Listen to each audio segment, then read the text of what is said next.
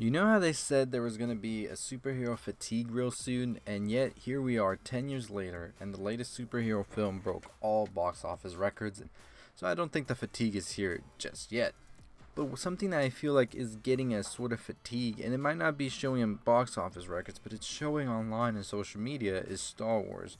And it's a little closer than ever for this franchise itself. I think Solo is the movie that will either have you saying, I agree, or will say nay. I think the Star Wars saga can continue for a couple more years. The film will definitely be something that is as divisive as The Last Jedi. Nonetheless, that's a talk for another day, because we can just go ahead and debate Last Jedi for like days on end, and we're never going to come to an agreement, so agree to disagree. So let's just talk about the movie and that big twist that happened. So the movie follows Han Solo 10 to 15 years prior to the events of Star Wars A New Hope, as we see his first encounters with Chewbacca and Lando. The movie also seems to set up a huge storyline that could help with that fatigue, so let's just get right into that ending I'm talking about. By the end of the film, we see a hologram of Darth Maul talking about going to his home planet and keeping Kira close, as he seems to not trust her anymore really. So you're probably wondering, however, though, how the heck is this man alive? I thought he was sliced in half in the Phantom Menace during the famous duel scene. We all assume that he fell to his demise in that movie.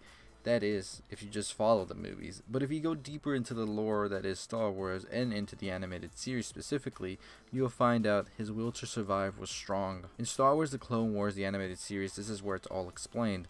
Maul used the Force to grab an air vent on his way down the reactor shaft and pretty much controlled his body, and managed to make it into a trash container, and was eventually dumped in Lotho Minor, a junkyard world. He had his legs replaced by a 6-leg apparatus that allowed him to be mobile again, and this is what I like to call Spider Maul. Over the subsequent years was driven mad with rage, and he was desperate to get his revenge against the man who sliced him in half, Obi-Wan.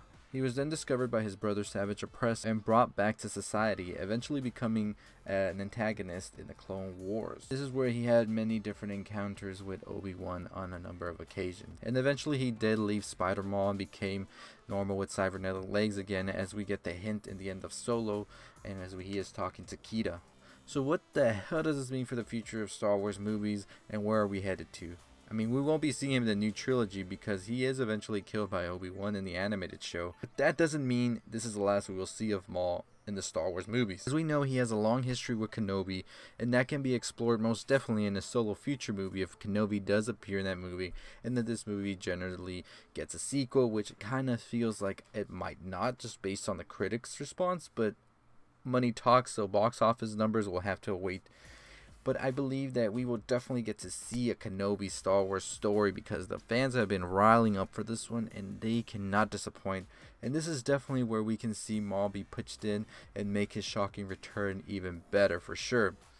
All we can do, however, is wait and see what will happen with the fan favorite that is Maul, as he goes on to become either a main antagonist for Kenobi, a recurring character in the Solo movies, or better yet, get his own spin-off movies and be a sort of anti-hero, if you will. I definitely don't think the latter could happen. I believe it's more on the Kenobi film, so we're just gonna have to wait and see if that gets announced this year. Anyways, let me know in the comments below, what do you think? Did you like the Solo film? Would you like to see the Kenobi film come out with Maul? Would you like to see a Maul Solo film where he basically plays like the anti-hero sort of things? As we know, they talk about a big gangster in the movie. It could either be Jabba the Hutt, as many people are pointing out, but it could actually be pointing more towards Maul, I believe. So make sure you let me know your thoughts below. Comment below what you think. Make sure you subscribe if you haven't already for more movies, music, TV, all that good stuff. And make sure you like this video and share. And as always, stay positive.